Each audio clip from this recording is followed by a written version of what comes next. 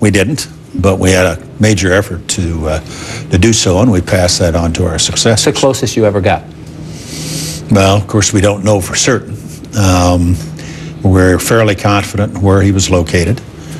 We also believe, though, that he's buried so deep that it's very rare that he's able to communicate with his associates. We also had a very great effect upon the number 3 in Al-Qaeda. That was the most dangerous job in the world for a long time, was to become the number 3, because that was the one that sort of interacted between bin Laden and Zawahiri and the rest of the organization, and we were often able to capture or kill them. You made clear in an interview with the Politico when you left office, so you're a little worried that President Obama might not be up to this challenge of fighting terrorism. I want to read you from that interview.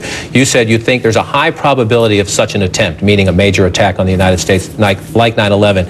And you said whether or not they can pull it off depends whether or not we keep in place policies that have allowed us to defeat all further attempts since 9/11 to launch mass casualty attacks against the United States. Well, since taking office, President Obama has done these things to change the policies you helped put in place. He has announced he will close the Guantanamo Bay detention facility. He has announced he will close CIA black sites around the world where they interrogate terror suspects. He says he will make CIA interrogators abide by the Army field manual, define waterboarding as torture and ban it, suspend trials for terrorists by military commission, and now eliminate the label of enemy combatants. I'd like to just simply ask you, yes or no, by taking those steps, do you believe the President of the United States has made Americans less safe?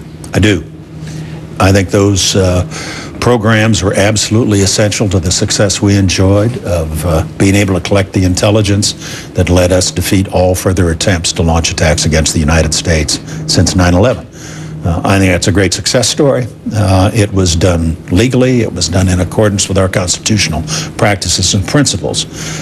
President Obama campaigned against it all across the country, and now he's making some choices that, in my mind, will in fact raise the risk to the American people of another attack. That's a pretty serious thing to say about the President of the United States and the Commander-in-Chief of the Military. So I want to give you a chance, because many people will say, you know, Vice President Cheney just said Barack Obama, President Obama, is making us less safe, more at risk, which you just said. So I want to give you a chance and take as much time as you want to prove it, because you put that list up there, and I know you say there have been 3 cases, I believe, of waterboarding in the past, and you say that specific things have been prevented. I know some of this is classified intelligence, but now that you're out of government, to the degree that you can, tell the American people, because of those tactics, because of those, yes, sometimes extreme tactics, we stopped this. Well, I would say that the key to what we did was to collect intelligence against the enemy.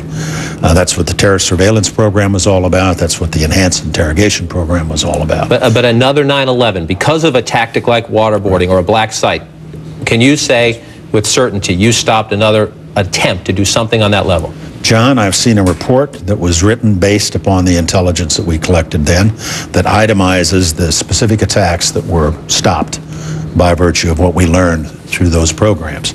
It's still classified. I can't give you the details of it without violating classification, but I can say there were a great many of them. The one that has been public was the potential attack coming out of Heathrow, when we were going to have several American planes with terrorists on board with liquid explosives, and they were going to blow those planes up over the United States. Now, that was intercepted and stopped, partly because of those programs that we put in place. Much more of our conversation with the former Vice President Dick Cheney just ahead. What life like after the vice presidency? And how's his health? We'll ask when our exclusive interview with Mr. Cheney continues in just a moment. Don't go anywhere.